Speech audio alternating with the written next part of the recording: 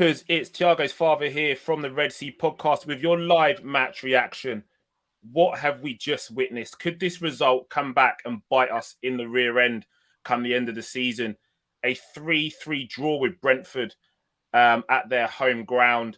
The game looked like it was much in doubt earlier on in the first half, where we failed to capitalise on some crucial chances and Brentford played their way back into the game. We looked as though we put the game to bed, but Brentford came back again and they kept on knocking the door until they got their just deserves and walked out of there with their heads held high and a 3-3 draw. But we're live here, the Red Sea podcast, for your match reaction show. Keep it Red Sea Pod, keep it LFC Daytrippers. Let's go.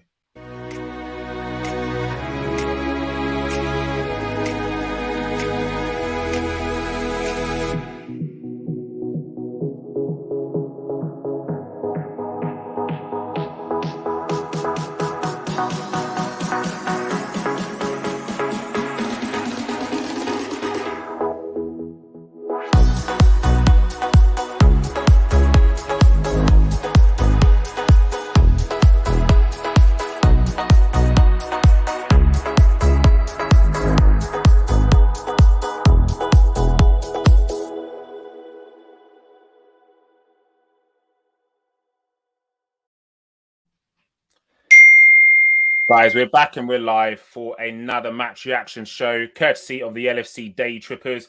And today I am joined by one of the members of my team at the Red Sea podcast. Unfortunately, SS has got some other duties he's attending to, but it gives me great pleasure to welcome Courtney B to Red Sea full-time via the LFC Daytrippers. How you doing, Courtney? You good? Not great after that performance. Not gonna lie. Do you know what? It makes me hate that yellow kit even more than what I already did at the start. It's not good look anymore, yellow. It's not good look. Look. The yellow kit is on. I wore it because we're wearing yellow today. It's not that bad. I like it. It's growing on me. My eldest son did come in and say, "Dad, you look like you're going to do a shift at Macca's." But never mind. We move. But let's get into it. Let's actually get into it. And well, do you know what? Before we do, shout out to you guys in the comments as well. It's good to see you guys joining us again on the LFC Daytrippers for your Red Sea full time. This comment here sums it up for me. What a game. What a game. Another comment that sums it up for me as well. Game for the neutral, but again, a game that may cost us the league come May. Yeah. Another great comment here as well. Based off that, if any teams want to beat us, all they have to do is play it long and play three at the back. Another one here. Man, I'm fuming. Guys, I can't believe it. That it just seems that it's a classic throwback Liverpool performance. But this is the comment that does it for me. That was a painful watch. We were horrible in both boxes. So where to start? Because I'm not often I'm lost for words, but that game leaves me with very little to say. Because it's frustrating. It's just frustrating. We're an opportunity to capitalize on the rest of the league. We see Chelsea lose today. We see United lose today. A good opportunity for us to put a little bit of daylight between us and a chasing pack. But come Monday, Brighton could top the table. How crazy is that? Come Monday, Brighton could top the table. Now, there's a long way to go, Courtney, but just give me your opening views on how we played. How did we get to the point where we've just gone down 3-3? And do you know what? It feels like a defeat. It feels like a defeat. How have we got to the point where we've walked out of there 3-3 with Brentford?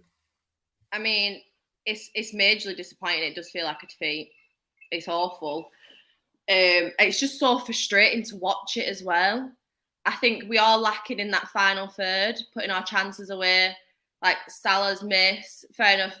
Jota with Raya, like that was a good save. Aya when he kicked it off the line. So it is frustrating to watch. And then it's also the defence. We just seemed all over the shop. we just didn't seem like we were bothered. It just seemed a bit like, oh, this is going to be a bit of a breeze. I don't think they really understood how well their two centre forwards link up play, how they draw the centre halves apart. I just feel like we weren't prepared going in, and the amount of times that's 3v1 at the back post was ridiculous. It's just people not picking up their men and just letting the runners go through, and it was just so frustrating to watch, and I'm really pissed off. Do you know what? I don't disagree with anything you said. Before we went on air, I spoke of a lack of respect for the opponent, and that frustrates me. You can't. No team in the Premier League can be underestimated because they're in the Premier League for a reason. You don't rock up to a newly promoted team and the first time you're playing them and show them lack of respect because you don't know what they're going to bring. And I feel that's what happened today. We didn't give Brentford their respect. And what they did was they played their game. They played their game. Ultimately, every time we got possession, they looked to get amongst us. They looked to rough us up. They looked to knock us out of our stride and our rhythm. And I don't feel we were able to get any rhythm in the game. The short spell that we did have some rhythm, we scored. And then Brentford responded and knocked us out of our rhythm again. But it was definitely a game for the neutral, back and forth throughout the whole entire game, which was fantastic. So let's dissect the goals. So let's talk about the first goal. So Courtney, what was your thoughts? I mean, it was a training ground goal, like they said. It's the fact that it went past about 5 players, and I don't think Fab seen him at the back. I don't think he's seen him behind him. So it's one of them where it shouldn't have even got to the back post. It should have been cut out way before then. It went through about 5 players, and they all just watched it go past, tapped it in at the back post. Yeah. So it's just a bit of a scabby goal. Yeah, I agree. There was a lot of ball watching going on, and ball watching is something we talk to kids about. Stop ball watching. It's that common phrase on the grassroots football pitch. Why are you ball watching? But if that was not an example of ball watching, then I don't know what was. And I also feel Fabinho was napping as well. He didn't know the runner was coming in. Yeah. He didn't know the runner was coming in until it was too late. And you can see by the look on his face when the ball goes in that he's gone, oh, crap, how's that happened? But we know how it's happened, mate. You switched off. We know exactly how it's happened. You switched off. And those moments of switching off in big games in the Premier League, teams will punish you for it. Again, I refer back to a lack of respect. You cannot switch off against any opponent in the Premier League. And that, to me, shows lack of respect for your opponent. You need to be at it for 90 minutes. Now, I'm not saying that was the case for all of the team, but I do agree there were catalysts in there that caused it to happen. So we've just analysed the Brentford goal, lack of composure from the defence. Feel like we switched off. Feel like we're not giving the opponent any respect. Let's talk about our equaliser. What's your thoughts? Jota. It's like you said last night. He just gets up like a salmon. I don't know how he does it. Like he's 5'10", and the other guy is like 6 foot on, and you just think, how is he winning that in the air? Like it was a great cross from Hendo. Mm-hmm. Beautiful goal, and it's very much what we see from Jota when he does. He scores quite a lot of headers. So it was no surprise. It was just annoying that we was already on the back foot when we scored it. I agree. It was a great response, emphatic response. Last night on the Red Sea podcast, I called it. I said, Jota, if we look to hit them with crosses, Jota will pop up and get headers. And lo and behold, he pops up and he scores with a header. Fantastic movement from Jota as well. And people talk about how he gets up and wins headers. It's all about timing. Heading a ball from a cross is about timing. You can have the highest jump in the world. It doesn't mean that you're gonna hit the target. It's all about your rhythm and your timing to arrive at the right place at the right time to meet the ball. And Jota does it every time. I mean, I know this is a Liverpool show, but he's got probably one of the best headers in the ball to learn from in terms of Cristiano Ronaldo. In terms of his fellow countrymen, his timing on headers is absolutely sensational. We have to give him his flowers. And Jota's obviously taken a few little lessons on how to head a ball, and it's paying off. So we marched on from that second goal, and I feel like we were very much in the ascendancy during that period in the game, where Liverpool had some good spells of possession. We looked to control the game and actually really started to assert ourselves. And at that point, I really thought it was happening. I thought, you know what, we'll give them that one. Scrappy, yeah, we switched off, but we look like we've clicked into place. Courtney, what happened next? Well, the thing is, though, we had that chance in between with the Jones shot where Jota took that chance and it was a great save. But he's got to do better there, no? He's got to do, like, respectfully, I feel like he's got to do better. I know what you mean. You'd think that you have enough power behind it where that one arm, but you don't know exactly how it's hit it. And it is one of them, when I first seen it, I was like, is he taking the piss? Like, after the City the other night as well, I was like, how is he not finishing that? You're literally stood in front of goal. To me, it's basically an open net. Yeah. But I look at it subjectively. A good save. I got to look at it subjectively. Raya's done well. Flowers to Raya. Fantastic save. Superb save. But in those positions, you got to be breaking the keeper's heart. Like, I talked to my boy about it. He's a goalkeeper, plays academy football. And I always turn around and say to my son, at the end of the day, in those positions, the striker's looking to ram a ball down your throat. You've got to ram that ball down the goalkeeper's throat. You've got to make it so it's virtually impossible. It's impossible for him to get there. So I just feel with the range on it and where he is, he's got to do slightly better there. But again, that's not taken away from a fantastic save from David Raya. It's sensational. He's got up, and again, we talk about getting up quickly, reacting quickly. The goalkeeper's reactions are absolutely phenomenal because it's an instinctive save. He's just thrown himself at the ball, and he's got anything on it. Because if you look, it's the almost the wrong hand that gets the ball, which causes the deflection. So credit where credit's due. Massive kudos to Raya, but I feel that for me, that's a missed opportunity. Yeah. But we march on. So following that, as I said, we look like we're still in the ascendancy, and then boom, what happens next? That fab ball over to Salah, and it's over from there, isn't it? You know, he's gonna finish that every day. It's just beautiful, mate. The way I celebrated that goal was mental. Was absolutely mental. I know. The timing of the run is absolutely fantastic. He's played on the last shoulder of the man, and he's made the movement in behind. And well, Salah was looking for that ball all game. He was waiting for that ball, and it was just timed so perfectly. Yeah, dropped so well. Yeah. He slipped it past the keeper and left him with no chance. And this is what I'm talking about. That clinical finishing, breaking the goalkeeper's heart, because the keeper's come rushing out. Mo could have panicked.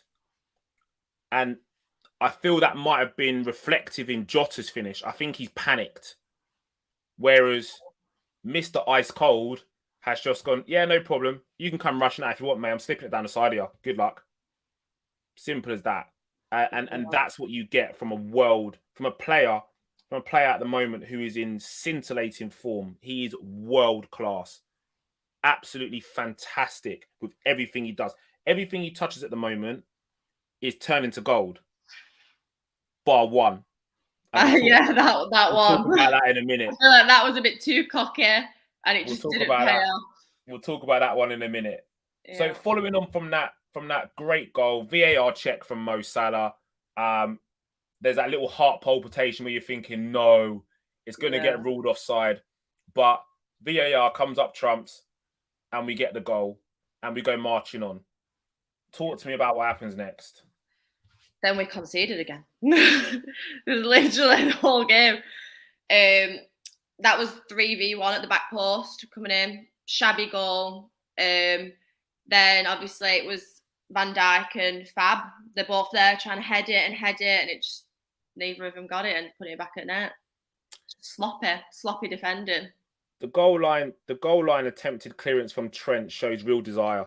So I have to give credit for Trent to show desire to try and get that goal, try and get that ball, dig it out to try and get it off the goal line. But it just seems again like it's almost like we take the lead and we think, yeah, do you know what? We peg them back and we think, yeah, do you know what? We've got it sorted. We're in here.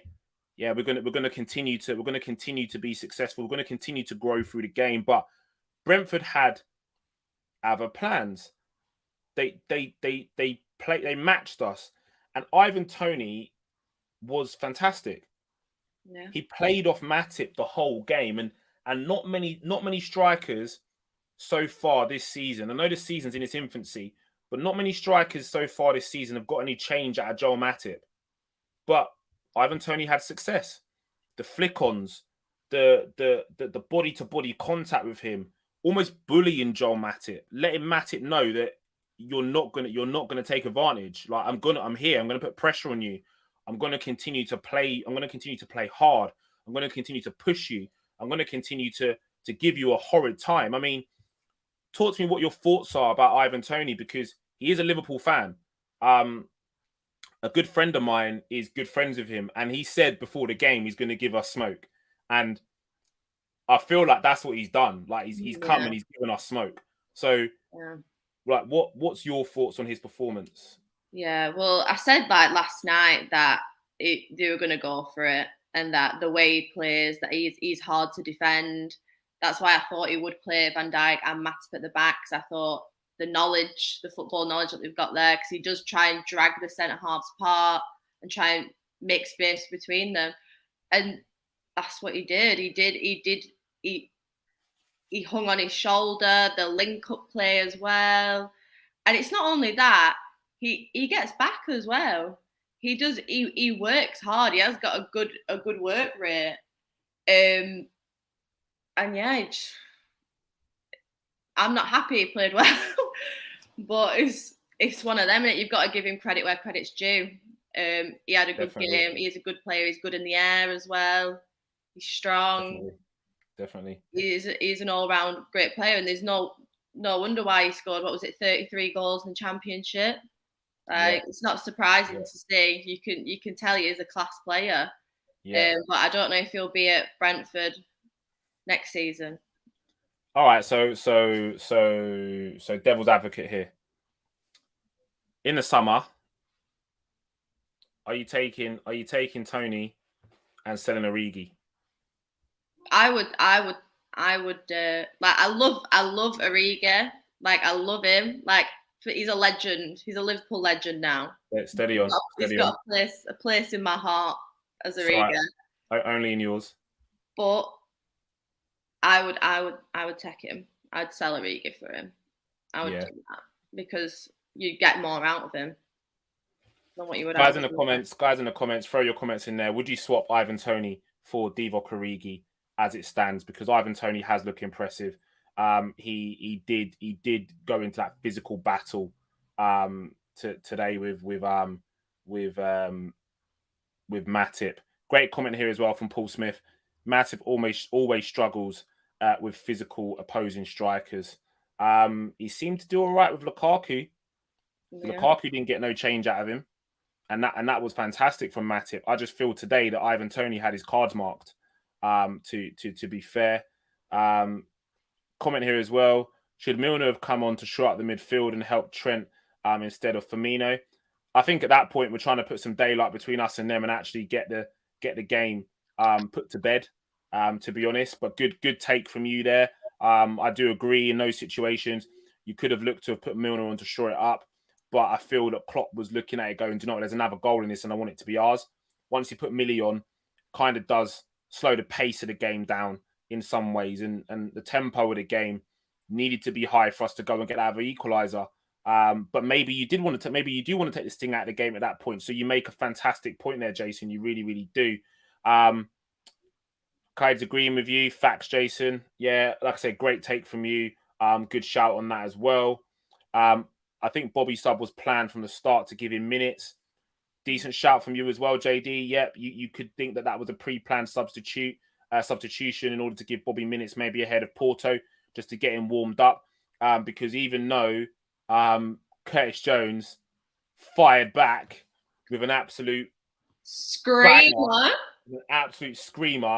I don't care what anyone says. It was going on target regardless. That was going in. The keeper would have had a tough time keeping that. Two goalkeepers ain't keeping that out. I just think the deflection may have even taken a bit of pace off the ball because he hit that like a rifle. Sensational strike from Curtis Jones. And do you know what? A player which I've been very critical of. So I'm happy to come on here, come live and eat a bit of humble pie. He impressed me today because he did the basics. He moved the ball. He looked to get in between the lines. He looked to play in the hole. He looked to be the link between defense and attack. He wanted the ball. He wanted possession. He looked to punch the ball forward quickly. I enjoyed watching Curtis Jones today. It was an accomplished performance. And then to top it off with a goal just before he gets substituted, do you know what? I think he had a great game. I thought he played so well. He was cutting out so many balls. He just looked tenacious. He just looked tenacious today when he was playing. And he just seems to play with so much confidence as well. Like the shot that he had in the first half as well with Jota miss. Like, fair play to him. Not many people would take the chance. And he's 20 years old as well. You've got to give him credit for that. I thought he had a great game. I thought. Well, this is just it, Courtney. We spoke about this on the Red Sea podcast yesterday about players taking their chance. Now, let's look at this. Very unfortunate what's happened with Harvey Elliott. Thiago's out injured again as well. And we're looking at that midfield and we're looking at the depth and the quality. Naby Keita's kicked a blade of grass and he's out injured again as well. So this is now time for Curtis Jones to start knocking that door and staking a claim to say, do you know what? I may not be the first name on the team sheet, but when you do play me, you can rely on me. And then what that starts to do is increase the confidence and the backing from the manager. So I have to say today he's come in, he's taken his chance. Does he stake a claim to play against Porto in midweek? I think he does. I think he'd be very unlucky to miss out against Porto. Not because we've got limited options at the moment with the injuries that we've got, but solely because he's played well. So give the lad a chance, let him keep playing. If he continues to do the basics right, and that's all I want from him is that midfield, that conductor to go in there, receive the ball, and look to play quickly or look to shield and protect the ball when needed. And that's what he done today, and capped it off with an absolute banger of a goal. Honestly, I was up. I was up when that went in. Yeah, I jumped out of my seat, mate, I'll tell you that. Honestly. And then as soon as I realised it was him as well, I was just like, I feel like it's what he needed. Yeah. You can tell when he went off, that smile, that little glint in his eye to say, and that's why the tweet was from the Red Sea podcast, Curtis Jones has announced himself. Because you can see that little glint in his eye, that little bit to turn around and say, here I am, let's go. And that to me is all you want from a young player, to come in and actually produce. And he's done that. He's done that today. Confidence is just such a big thing as well, especially for any player, not even just the young ones, but any player. When you have a few games and you're not scoring and you're not getting as much of the ball, it takes it down to it. Like look at last season, like Firmino, he got a lot of shit. Yeah. And you see it when he was playing, he just wasn't the same person. Yeah. So this is an opportunity, obviously, for Curtis Jones to take confidence and move forward with his Liverpool career. And hopefully we're not having to ask questions like we did yesterday, Courtney, or like SS posed. So guys, if you want to head over to the Red Sea podcast at some time, give us a like, give us a subscribe. We posed a question yesterday which put Courtney on the spot. So if you want to see that, head over and see last night's show, which is the Fab 4 preview for Brentford. We're on the way to 400 subscribers on the Red Sea podcast. So please head over, give us a like, give us a sub, and obviously check out some of our content. But let's jog it on a little bit as we start to close out the show. So Curtis Jones has pegged them back again. What happens after that? Then we've got the Salah miss. Which, honestly, if you'd have bagged that, I think we would have won the game. I don't think we'd have conceded after that. I feel like it would have been a done deal, and I feel like it would have been a very different game for the rest of the game. I agree with you. That was a real.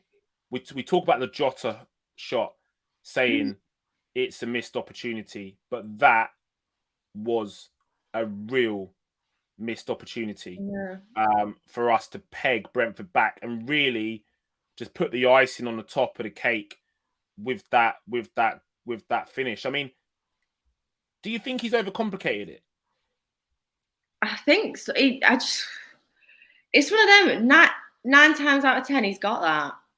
It's an easy finish for him, and just for some reason today, it just didn't pay off. And he looked almost too calm. Like, he looked a little bit like he was trying to take the piss a little bit, trying to be a bit cocky with it. Like, and that annoyed me a bit because I just thought, you can't be coming in like that and not finishing those chances. Like, I love Salah, like our best goal scorer, but he should be putting that away. That should have been done and dusted. So again, did this lead to what I was saying in terms of maybe a lack of respect? Yeah. From us towards the opponent? This is a great comment. He should have just rifled that in. Does that indicate a slight complacency, a slight nonchalant attitude towards Brentford, and they've come back and they've punished us? Yeah, they've punished us. So again, let's talk about the Brentford equaliser. Like the 81st minute. Honestly, it's when it's a late one as well. It's just, it always hurts that much more. So the substitute comes on, and almost with his first involvement, he's nipped it in, and it was scrappy. It was scrappy. It was all over the place in the box. Defenders throwing themselves at it. I can't turn around and say there was lack of desire. There was desire there, but the striker for Brentford's the coolest man in the fucking building. All he's done is he's done what Salah should have done. He's the coolest man in the building. Ice running through his veins, and all he's done is just almost lifted it over Alisson, anticipated that Alisson's going to come out and try and smother the ball, and he's lifted it over him. It's again, credit where credit's due. 81st minute, knowing that it's an equaliser and a leveller, he's done well. The kid's done well. So let's play the blame game. Who is to blame for Brentford to have that opportunity to come in and actually score that goal? Who is to blame? I mean, comments are raging already. Alisson was too slow. So let's play the blame game, guys. Who takes responsibility for allowing him to pop up at the back post and slip that over our goalkeeper?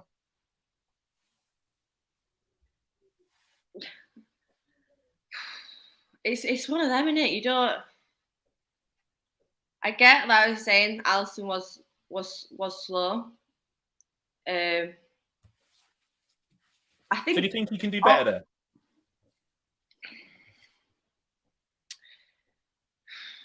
It's one of them. I think collectively, as a whole, we all let the team down defensively as a whole. I think they all played a part. I feel like none of them was outstanding today. But do you know what? In those situations, when your goalkeeper comes out and just smothers it, just shuts it down, doesn't that breed so much confidence into your back four when you know that your goalkeeper's going to come and he's just going to take everything. He's taking the ball. He's taking the man. Fuck it. He's taking you out. He's taking everybody out. He's taking everybody out. Because in that situation, the only thing he's got eyes for is the ball. He's got eyes for is the ball. He's going to get a protection of the referee. If he's head down, he wins the ball. Yeah. I get it. It's risky, potential penalty shout. But at the same time, he's coming out eyes for the ball. You want him to deal with that. You want him to give you that security, no? Yeah. And I mean, it does give, like you said, does give the back four that security as well, knowing that he's there and that he'll get it if he can. But just didn't come through. I think I just hope we don't have a repeat of this season. Me neither. I don't want to see. I mean, Kate makes some good points. This one here, he kind of waited for Trent to handle it. So that shows an indecisiveness. Yeah. As a goalkeeper, if you've made your mind up, you've made your mind up. If you're coming, just fucking come. Do you know what I mean? If you're coming, come. When you come, you take out everything. Yeah, you just take the lot because you leave nothing to chance. And he was indecisive. Cade again, then backs off and then decided that he wanted to come to it. So was Alisson rattled by the onslaught from Brentford? Was he rattled by that? Because normally we see Alisson Becker coming out, playing that sweeper keeper role, dealing with those situations. We can name countless saves that he's made in those scenarios where he's come up trumps. But today it just looked like he was a bit unassured. What's your thoughts? Was he rattled by Brentford? I mean, you could say so, because at the end of the day, we've conceded 2 already. We're only 1 goal ahead. It's close. It's tight. You're in the last 10 minutes. And you're thinking, I don't want to fuck up. Like, that's probably what he's probably tried to play it safe. And then it's not played well. It's it's one of them where as soon as you hesitate as a keeper, the moment's gone. It's gone. You can't then go for it because it needs to be instinct. You need to be going for it straight away. Because as soon as you have that split second of hesitation, you're on the back foot. Yeah. And you need to be committed for it. If you're going for that, you're going for it, you're getting it, and that's it. No matter, like you said, no matter who's in your way, that's your ball. And as soon as you have that slight bit of hesitation, you're on the back foot then. So I agree. There's a couple people in the comments here. Daddy Pig, big shout out to you. Says that Trent was to blame. Got Trent and Matip to blame here as well. A couple of other people in the comments saying Trent. So the inquest will clearly continue. I'm sure it will. I would personally hold Alisson Becker culpable because that's your box. That's your territory. Yeah. Again, I talked to my boy about this. When someone comes in your box, they're fair game. You're a shark. This is your waters. Can't let people come into your waters and start taking the piss. And that's what I feel's happened. I'm sorry. That's what I feel's happened. Is that the striker's coming, he's taking the absolute piss.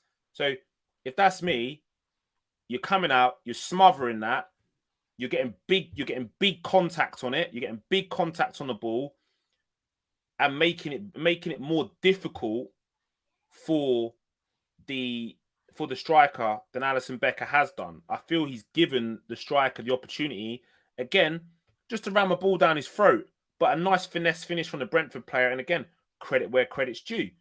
It is great technique from the striker to just lift it over Alisson Becker. That's all he's done. Yeah, that's what Salah should have done. That is what Salah should have done. Even the water's all yellow and stuff. They were yellow anyway because we were wearing this kit, lad. But that kit is not a good look. Like, I know we said last night on a Thursday night where it was like, you never know if they're winning yellow, it's chill. That kit, it's not chill anymore. So are we saying that the kit is a bad omen? Yeah, 100%. Okay. I knew it as soon as I seen the full yellow ensemble. I was like, no. Okay, I might have to look at returning this then. Yeah. Someone get me a Kimball gun. Yeah.